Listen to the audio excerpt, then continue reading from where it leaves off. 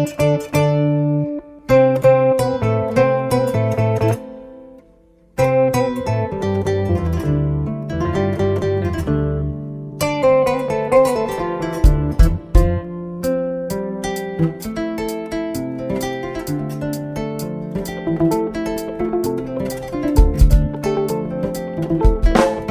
viewers, welcome to this edition of the Bantaba.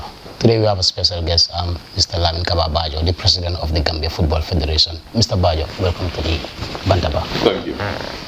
Sir, I understand that you have an interest in nomadic childhood. You were born in Kiang of Badibu parents. Actually, you grew up in Brikama, I stand to be corrected. Can you talk a little about your childhood, your early childhood, and events that shaped them? Thank you very much. It's very difficult to say. I wish somebody would have written that, but actually, as you rightly said, I was born in Kiang Koleo, parents who were their normal migration, not the Badibu and their trade. My dad was a tradesman, or trader rather, and then maybe I was accidentally born in Kiang Koleo, which I'm very proud of. And then my parents later moved to Brikama. Actually, I couldn't remember any bit of my childhood in Kiang, because when we came to Brikama, I was barely, say, three years or so. So I couldn't remember anything. But all I could remember is my childhood in Brikama and a little thereafter. In Brikama, that's where I started my primary school in 1972. But prior to that, my dad insisted that I went to the Karanta or the Dara, because for them that's the priority. And in those days, you don't register in the Dara before the age of 7, and thus my registration to enrollment to primary schools delayed for 2 years because I had to wait until 7 to go to Dara, and then at 8 I went to the following year I was enrolled at school. Then the enrollment age was at 6 before it was moved to upwards to 8 and then back again. I could remember, so I started with the Karanta, and then where I spent a good part of my childhood up to, I was doing both in parallel. It was in 1982 when I was already from doing Muslim High School, 1980. Then our Marabu died, and then that's why so which means I've been going to Karanta from before I went to primary school until Form 2 in high school. And then, as I said, I became a primary school in 1972 and started the common plans in 1978 and then proceeded to Muslim High School, where I started my GCO levels in 1983. And then between 83 and then, after the exams in June, whilst waiting for the results and also looking for a job, either a temporary job, whatever, I could only pick a job in April of 1984, when I decided to enroll enlist at the Gambia, the then Gambia National Gendarmerie, which was a paramilitary outfit with both military and police characters. They are not common in Anglophone countries, mainly predominantly French. It was brought in by the influence of the Senegal Confederation, when the Gambia had a confederation with Senegal, and then we had the Confederal Armed Forces. And the Gambia government at the time decided to set up its own local gendarmerie. It was created in 1982, and then there it goes. And then I rose through the ranks until I was commissioned as a cadet officer in 1987, and then it follows January 1994. I was promoted to the rank of captain, and I did my Gendarmerie officers training in Morocco in 1992-93. I came back mid-93, and then 94, July, there was a takeover.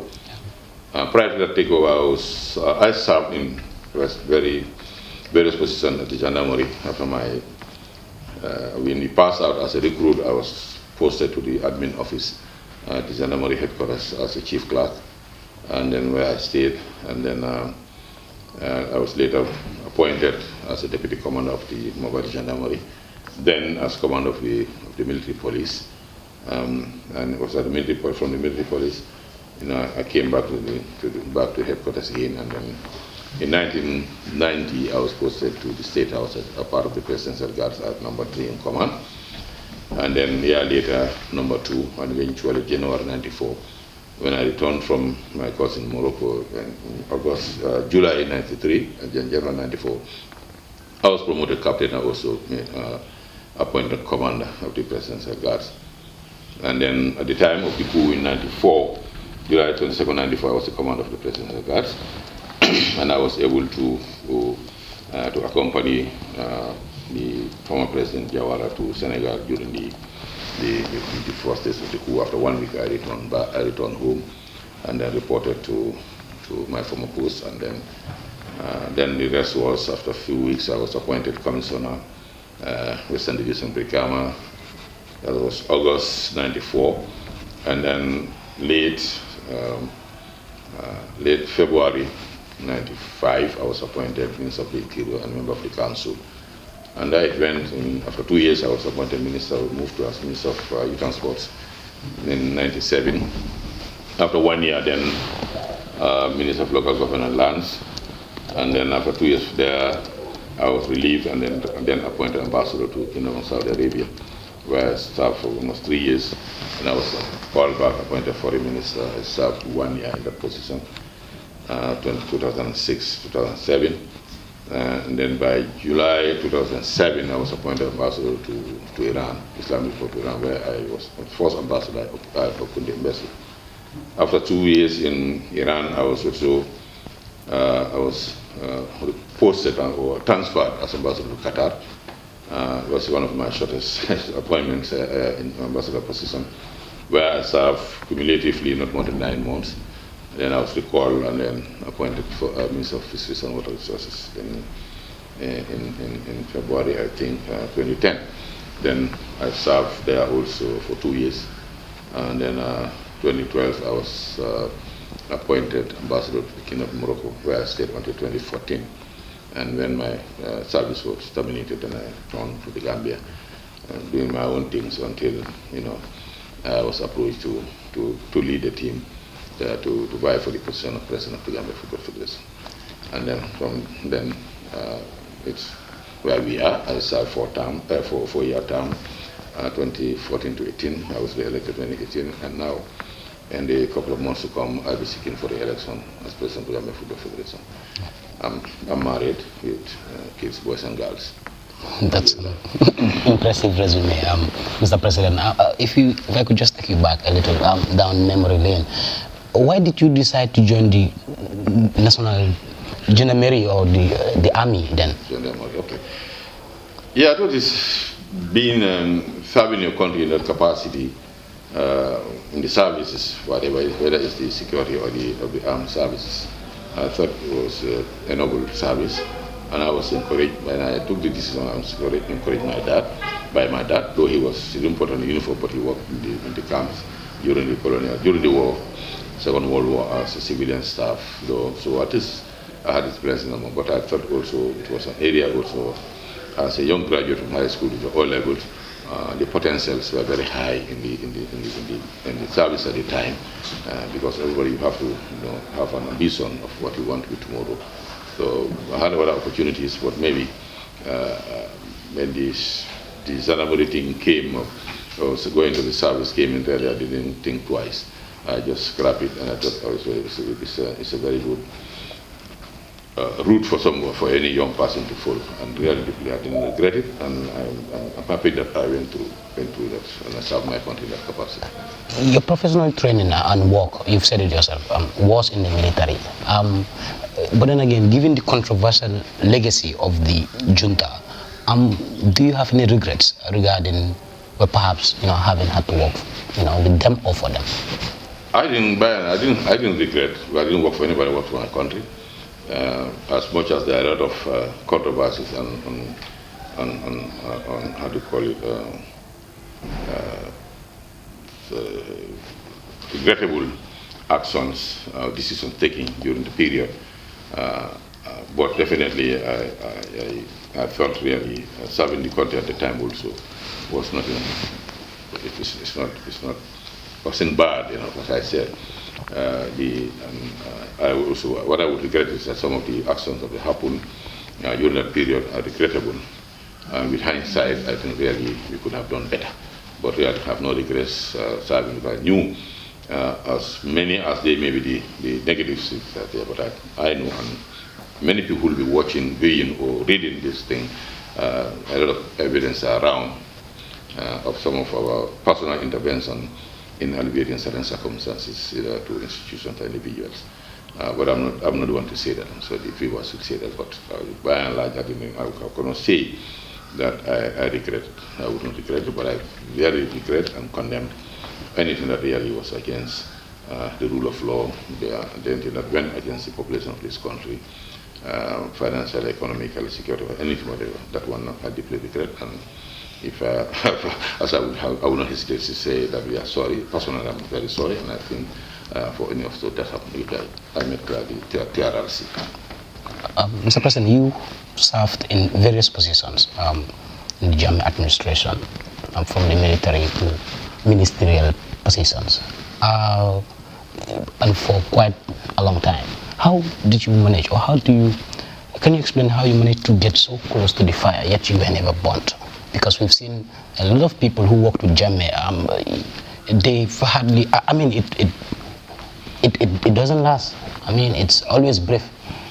Yeah, it has. But in your case, it's different. Why do you think that is? Even myself, actually, the number of posts appointment that I do, they are too much. I'm sure the cameraman is looking at some of those people. We crisscross at those days. I think for me and some of my colleagues, the principle I had is the anticipation of accountability one day or the other, and the biggest one in the hereafter, because I know what everyone does, you are accountable to it. I couldn't stop certain things that I know, but fortunately, as an individual, quite often certain things, because of my relations with Jammeh at the time, by the way we entered the service the same day. We are the same batch in the gendarmerie. We are very close in terms of personal interaction with gendarmerie, and then we had that respect and trust for each other. Maybe that's why also he got me closer to him, because I had no hand in the coup. I was in the dark. I was the commander of the presidential guards until some intelligence started to come up. He never discussed it with me. Yeah. And then, but at least when he thought he could need people around to help him, like even called some civilians within the city who had no idea about military to come in, but they thought it was a national duty. Being around, maybe not be able to avert or prevent one or two things, but at least you can also contribute to your way in your quota in some way. We tried people humility. We were able to achieve substantially in terms of arresting, averting, or avoiding other things to happen. But as I said, my position has been very clear. I don't go do anything that's out of the rule, that's out of despite the temptations and all what it takes. We are youthful, exuberance, we have the uniform, we have everything at the disposal. But I always feel really the day will come that I'll be accountable to my actions, either here or the hereafter. And it is evident in the two commissions, the Jammeh Commission and the TRRC, where a lot of things came out. Some of them were even as close as we were to the leadership, where surprised, we are found dumbfounded in terms of certain revelations that emerged in the TRRC. So to see, we are close, but at the same time far. It was a difficult one, but alhamdulillah, thank God that we are able to, with hindsight, we couldn't have done better, definitely. You are the president of the Gambia Football Federation. You came into this job as a novice, but you went on to succeed, to attain some tremendous achievements where many have failed. Specifically, you've taken the country to its maiden edition. It's under your stewardship that happened. Why do you think that is? What do you ascribe that success to? Maybe the word novice will not be more appropriate, because I didn't go to that bit of it because I also, as a young man, almost 90% or plus of every young man in this country, one way or the other, has been involved in sports and football in particular. And I have lived all my life in football. Maybe I'm not the Jato Caesars or the Sefo Solis who were identified in the pitch. But we all played at one point up to high school level. We played, and then I also, contributed and set up a football club as early as you played football? Yes, I did. Of course, I played football. But as I said, I was not up to high school, not at the national competition level, but at the local levels. We have we have a permanent positions. So many of those are made by my colleagues and my friends in Brikam and around will tell you. But administratively, at one point also we should give back. We founded the Newtown Youth Football Club in 1988 in Bantaba. And then we moved up to, we came not only at the Navetan, but up to the national level, at the third division level, managing that. And then and many other things have all the time been involved in sports and nothing. And then I've also been a Minister for Youth and Sport for almost a year plus. And that also has given me a lot of ideas. I've interacted with, seasoned football administrators in those days. The late Alhagie Obi Konate was the president, Vice President Alhagie Kabba. Alhagie Abu Dandenjai was the president of the GNOSC at the time, being supported by the late George Gomez and others. So I have never had a break from sports or football in particular. And then, but all the thing also, what we all have to appreciate now, running sports and football in particular now, it doesn't need to be a superstar. Because this is now a business like it's a corporation. So all what you need people who can manage. You need managerial and administrative. So it's a corporate body now. If you look at what's going on now, one of the most successful leaders in running football in different parts of the world, especially in Africa now, have not been football players or have not been interviewed, but I think it's a corporate body. Now you have to run it as a business entity. And I have, not me, but I have very capable lieutenants around me. My team are very competent. Everybody is competent in one area or the other. And most of them have also been in running football in this country at different levels for many years. So that put together and with the vision and then the strategy that we laid for ourselves, we are able to be where we are today. What would you consider as some of your other successes since you're coming into office? These successes are numerous because number one, for example, let's take the National League. The number of teams have increased substantially and the league became more competitive. We are producing a lot of products that are being sought for all over the world, from the sub-region to any other parts of the world, because the quality of the produce are good, and they have been replaced, prolifically, because at least we look at what's happening. The teams the more players we having exported, the more we have to replace them. So the standard of the league has improved significantly. The clubs also have been supported. Before, clubs had to struggle for the registration fees. Since we came in 2014, immediately took over, we abolished the registration fees so that clubs can have, because we are all club owners, we know how tedious it is to finance clubs without sponsorship in this country. And we've incrementally also been increasing the support to clubs by way of preparatory money before the league starts, and also supporting their transportation.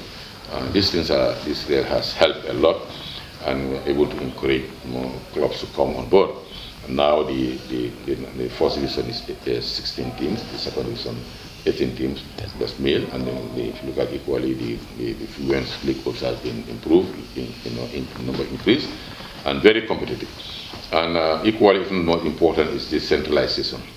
What we did when we came, we ensured that we established and furnished regional offices for the regional football association, so they can call home. They've been furnished and equipped, computer, solar system, and furniture. And then regional officials were also admin and finance officers were appointed on full time, being paid by GFF in all the regions.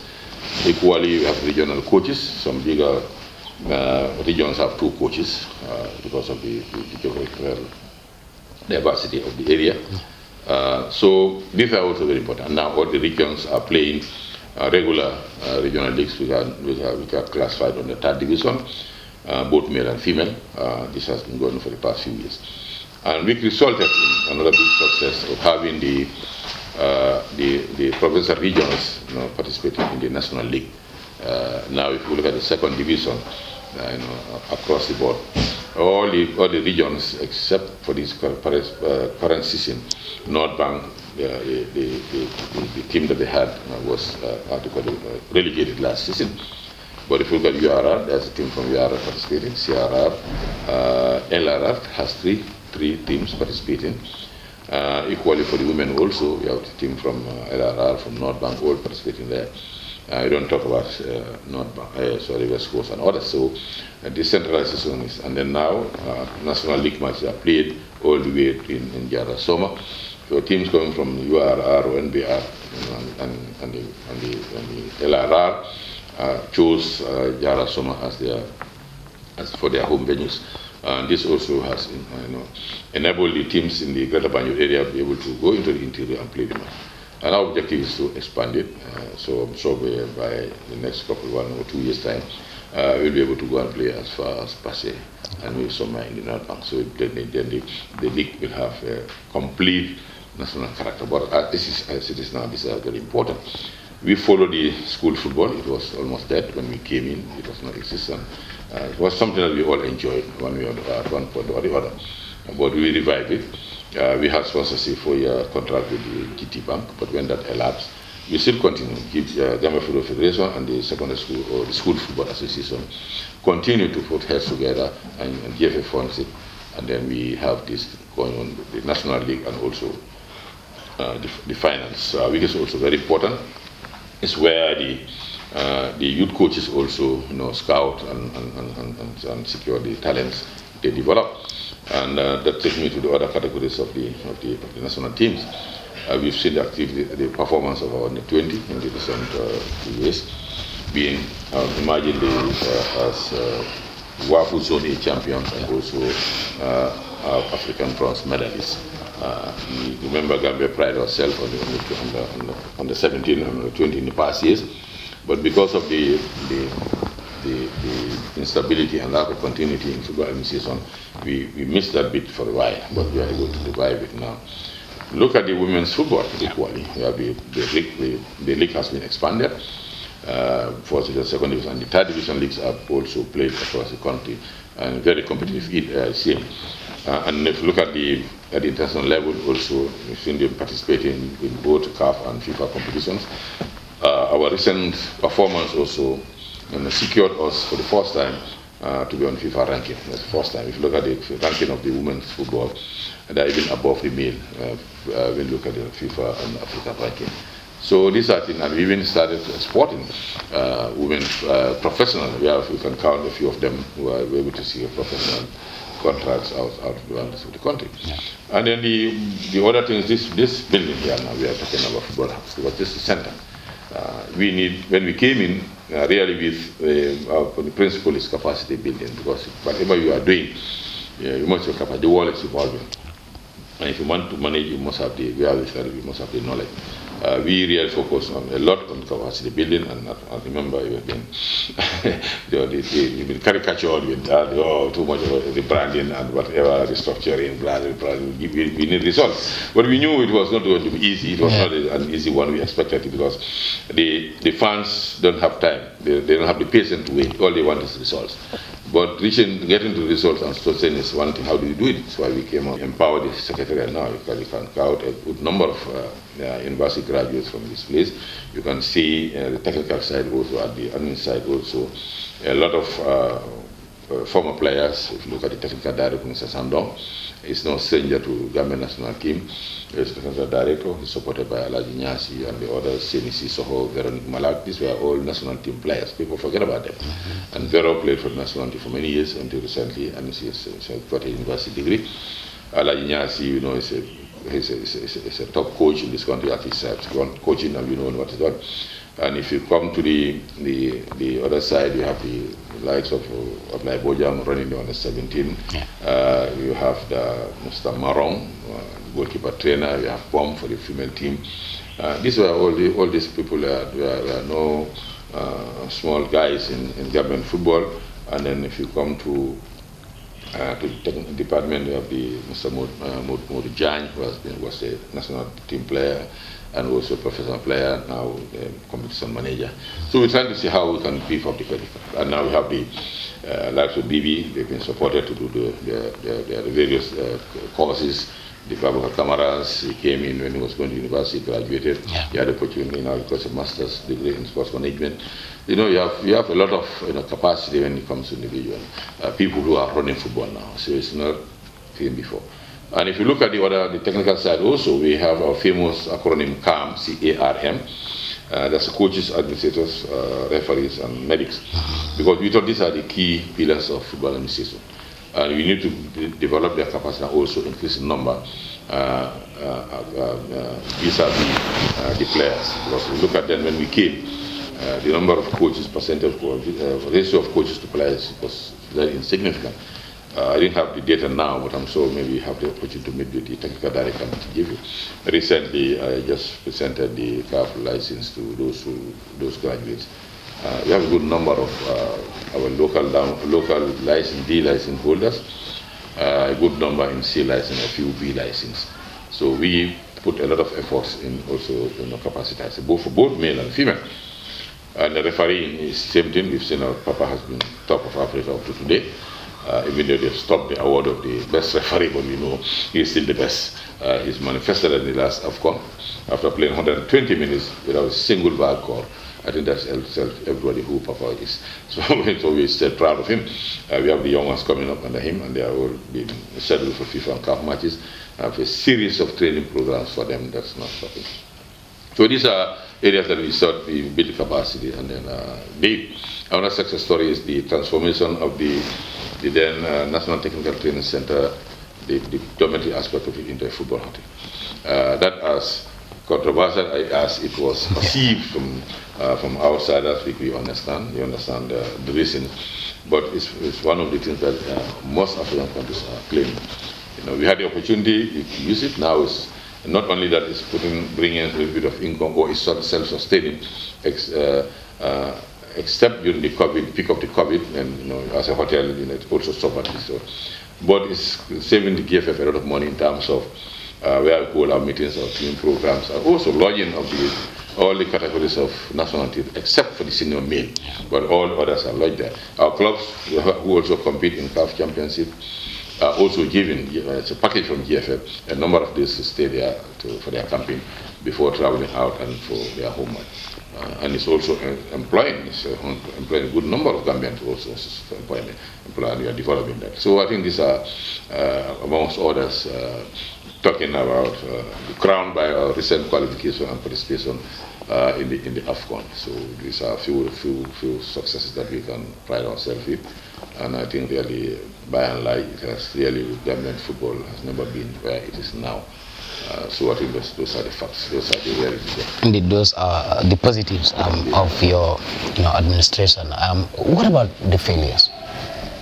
Maybe failure, I would say challenges, because really, if you start something, you have bottlenecks here and there, you struggle with it. I think really the challenges are still, we didn't have the women's team to get to where we wanted to. Really, we just missed getting to the forthcoming Women AFCON. And it also the young ones also crashed out of the World Cup qualifiers. So those are real big challenges that we really want, as we celebrate the male for participating in the AFCON, we equally wanted to see the ladies. And the other team, I think the biggest challenge of us is the infrastructure development. Even though it's not our core activity, but we thought, since we came, in fact, the very year we came, 2014, we started helping improving. We made a lot of efforts, even though not grand style, but in one way or the other to help develop or improve the standard of the some of the pitches that we play, our leagues, and that also are used by the local communities for the Namaitan. Except the turf at the National Technical Training Center, Old Yundum, the one in Jara Soma, all the other pitches, none of them belong to GFF. But we thought really, since we are using them as part of football development, we came up with conceptualized projects to develop this. But because of the tedious bureaucracy and administrative bottlenecks, and then we were very ambitious. We thought we could do everything because we looked into the basket. We thought, oh, this is what is in the basket, thinking that it was very easy to go, just grab it. Then we came up with all these projects, thinking that we can access them, only to realize that it's not as easy as that. We went very far, we couldn't stop, and then our main benefactors, the FIFA, we had to when they send some technicians to come and look at it, only to realize that maybe there are some technical variations that are required whether we can have the stamp of FIFA that is so that also we have to stop, go back to the drawing board, adjust here and there, break here and there, so that was delayed. And then the funds were approved, but now how to access the funds was delayed. So those are the areas that we deeply regret for the past 2 years. In some of them, the project started, they couldn't finish. Those are challenges, but as far as I would not call them failures because we haven't closed them yet. And inshallah, by the look of things, we are very hopeful. Come by April, May this year, I'm not telling you all of them, but I can tell you Brikama will be used before the end of this league. Banjul will be used, and then secondary will be used for sure.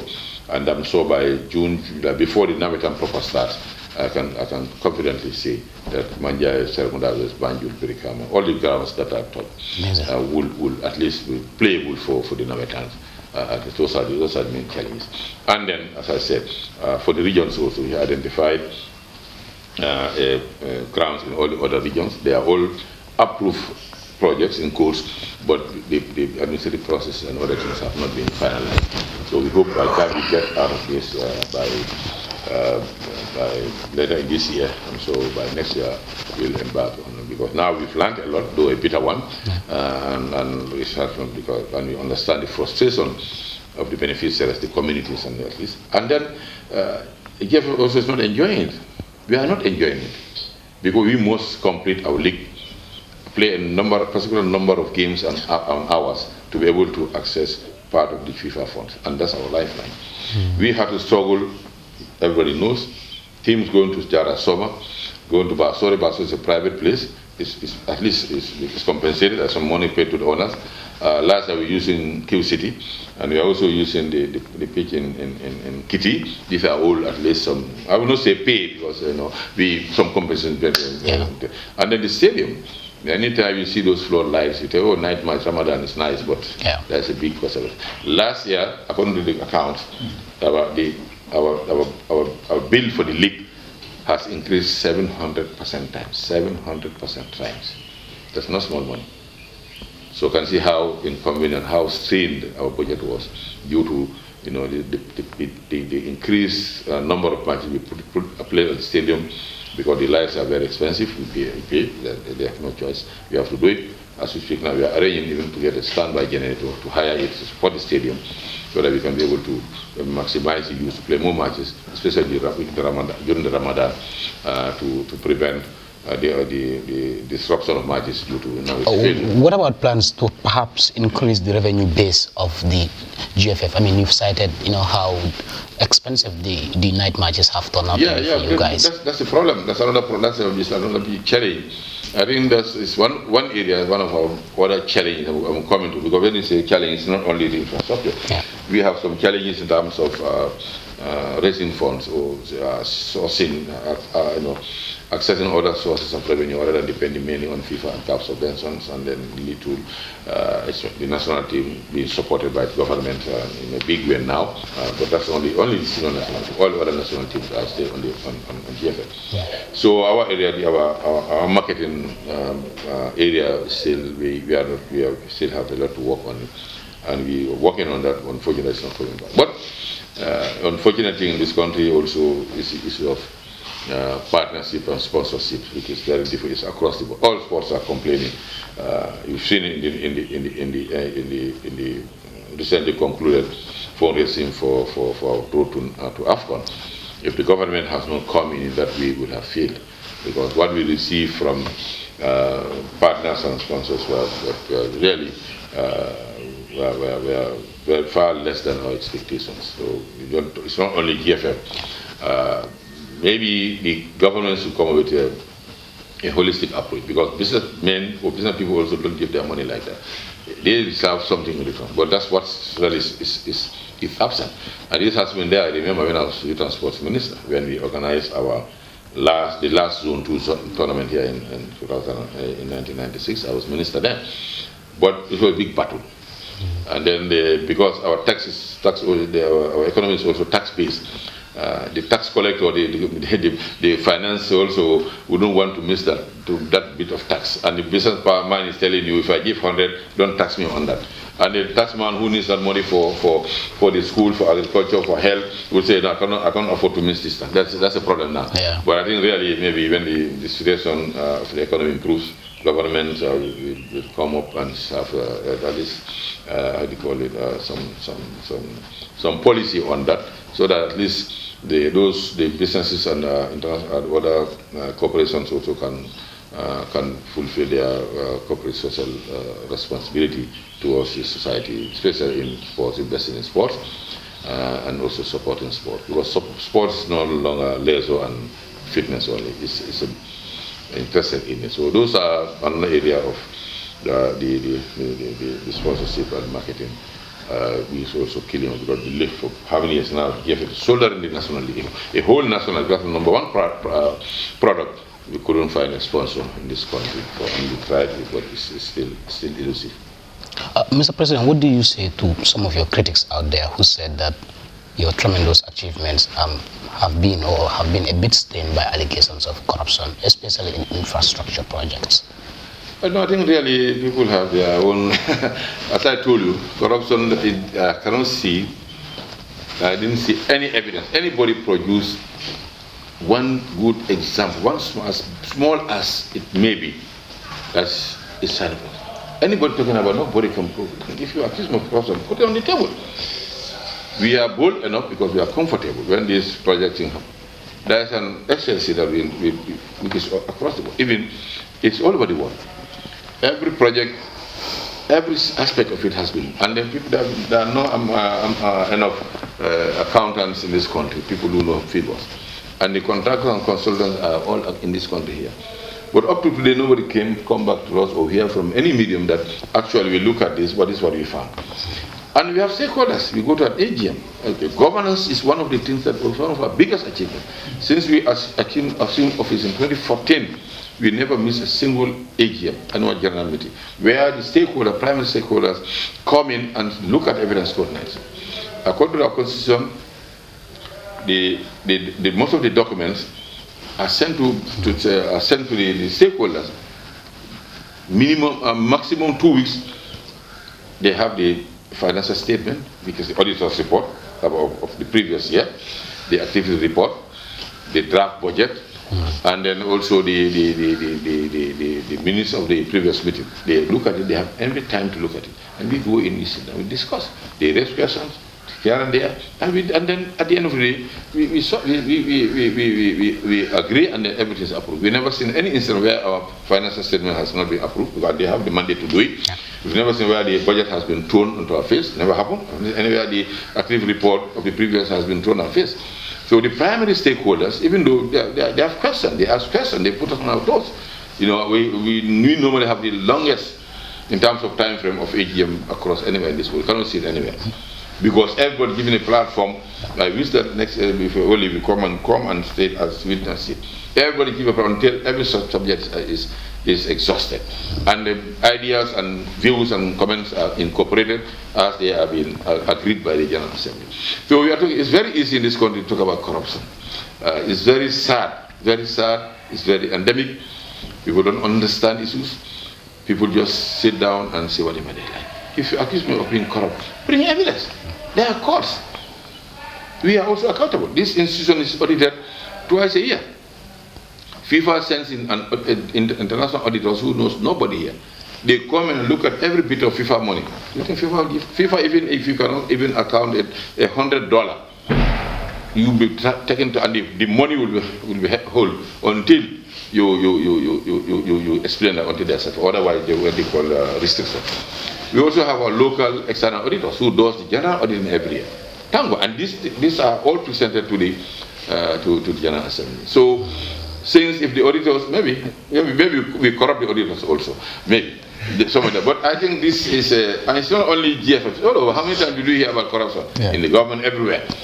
It's easy to say it, but that's how it is. But the most important thing is the primary stakeholders. Yeah. Those are the 34 clubs that sit at the AGM. Yeah. They are the members of GFF. The 5 allied associations are members of AGM, and they get all these documents, they scrutinize them and ask questions. The 7 regional associations are represented at the AGM. This is what composed of GFF, and these are the people who gave us the mandate, and they are the people that we are working closely. Anybody outside, if you want to have any information, please consult those people that give. Otherwise, you'll just be misleading yourself, or you allow yourself to be misled. We respect everybody who has interest in football and GFF being a citizen of this country. Whether a secondary or primary stakeholder, we respect your views. Or being an ordinary football fan, we respect you. But please, let's get the facts right. It's a small country. We also have our families, we have people around us, sitting down to accusing of corruption. And then, because maybe, I don't know, but anyway, that's Gambia. We appreciate their views, and we are here to, but we want them to come out and show us where they find corruption. That's the most important thing. If you accuse me of anything, even the Almighty Allah who created all of us, there will be a day of judgment. It's not that he doesn't know what we do, isn't it? But he still wants to confirm that you did this. You go to the courts, and then they take action. Let them take action against their citizens. We have civil society associations, groups here that go and take initiative and go to court. If there's any element of corruption that's found, what I can tell you, I thank God it's not, with all modesty, after what I enumerated here, what I went through in this country, alhamdulillah, I cannot come to GFF at the last days of my active service to come and state that record. I was at the Janneh Commission, and I'm not bragging, you all listen to it, you all watch it. I was at the TRC, alhamdulillah. But still now, so we even tell you, no, it's not true. But sometimes, with all due respect to them, I don't blame some also. Some of them, it's more personal. It's more personal than official in terms of who is because it's Kabba. It's not because of President of GFF or because of Bakar Jammeh, not because the Vice President of GFF, or maybe it's because of Ibu Faye, but not because of the function. But that's like we managed, inshallah. We are almost 8 years now, thank God. It's depressing, right? I mean, the allegations without proof, without evidence. Yeah, it is. Would you say it's sometimes, can it be depressing at times for you? Yeah, but actually, I think we for me and my colleagues, what matters for us now is our actions. Let the allegations, they don't be proven right, let us not be proven wrong. That's the most important thing. They will say it, they will continue to say it, whatever happens. Look at it, other than now, other than this, if Gambia, like any other country today, we will be talking about we should be celebrating our historic achievement, AFCON. Yeah. We shouldn't allow anything to distract us, but what's happening now? As if nothing has happened. Mr. President, as if going to AFCON was a crime for Gambia. We forgot about it now, talking about negative things. But that's we continue. We believe in that for all our life, and inshallah, we will not relent. As long as we have the mandate, we will do our best. Thank you so much. Sir, we've taken already so much of your time already, but we wouldn't do justice to this interview if we do not ask you perhaps one or two very pertinent questions here. This one has to do with, you are rumored, I mean, the grapevine has it. Of course, nothing has come out of your office yet, but there are rumors that you may be interested in running for the GFF presidency again. Is the AFCON achievement not the best time to quit when the applause is louder? Yeah, but maybe that would have been the best. But as you said, all the so-called allegations, I have Really, it's against my principle all the time to say I have this to accomplish. But I think the biggest challenge that we all talking about this infrastructure other thing. I don't think this is the right time also to quit. When you have such important things, then I would have abandoned the ship in high seas, and that's not me. Yeah. I still have some element of military in my mind. However tough it is, I'll stay to see that through. If there's any other motivation, my motivation, biggest motivation, is to see these projects through, and then when I get the keys to them, then one can consider something else. But unfortunately, nobody's talking about the achievement of one. That's nothing. That's buried under the carpet now by the negativities. So I think I have to tackle those negativities and live up to that. Yeah. Stand up to them until I can achieve them. Your challenger, an insider in your management, GFF, said that the public have lost trust in your administration. What do you say to those remarks? Well, I see. I think it's still part of the administration. I think that's the point. Anyway, I don't want to talk about politics now. My focus now, our focus now is the upcoming matches in the preliminaries against Chad. We'll be playing Chad in Yaoundé on the 23rd. And we will have the return match in Agadir on the 29th, the reason best known to all of us. And then we talk about football politics again. For me, it's a non-issue as it is now. So thank you so much. Mr. President, is there any observation, comments, or perhaps issue that you feel is of importance that we did not bring up during the course of this interview that you may perhaps want to address now? The most important thing is now, as a people, we should be thinking forward. We qualified for the AFCON for the first time in our history. We celebrated, but with skepticism. No, we had all those things. You're just going to appear for the sake of appearing. It didn't happen that way. We worked very hard. We reached to the quarterfinals, unprecedented. Yeah. We came back amidst a lot of. We should have been here, but because of a 24 hours delay in the departure of the plane here and there, that buried everything. Us, we have not done anything. We came back again, started talking about project failures, and now we got into politics. So I think really Gambia should also be optimistic. Let's also be like other people. Let's celebrate our achievements and we celebrate them together. Because it doesn't matter who achieved that success, as long as to the Gambia. What this AFCON appearance and the country is not, we cannot quantify it. We have a lot of people, a lot of interest. Scouts are coming in. Our boys have been, we've been approached by bigger clubs, and all those things are there. Even the kids and other partners, kids sponsors, other things, big ones are coming, approaching us with lucrative, proposals. I think the Gambia has gone to state that we as a country, but we cannot all the time be negating issues. I think let's talk about that. But everything has a time. Everything has a time, and a limit also. So let's focus on the upcoming matches. We get across Chad, then go to the qualifier proper so that we can be in next AFCON. We struggle, be in the next AFCON. In the World Cup in 2026. We can discuss our other issues and let them allow the primary stakeholders to run football, to guide us. People can take us out any minute. Let them allow them to talk. If you have no idea about the institution, how it runs, some of them you confront them, you ask them something they don't even know. Some people don't even know where GFF is located. Some of them don't even watch even a single GFF league match. Because I like football. You're sitting over there, you have the keyboard, you want to say anything about Kabba or anything about Bibi or Babakar. That's it. Well, it's not fair. We have a job to do. But we are very, very resilient and very strong. Despite all those things, we are focused. We will not be distracted by anything. And also, notwithstanding, we listen to the criticisms and make the best out of them. Mr. Kabba Bajo, President of Gambia Football Federation, it's been my pleasure, sir. Thank you. Thank you.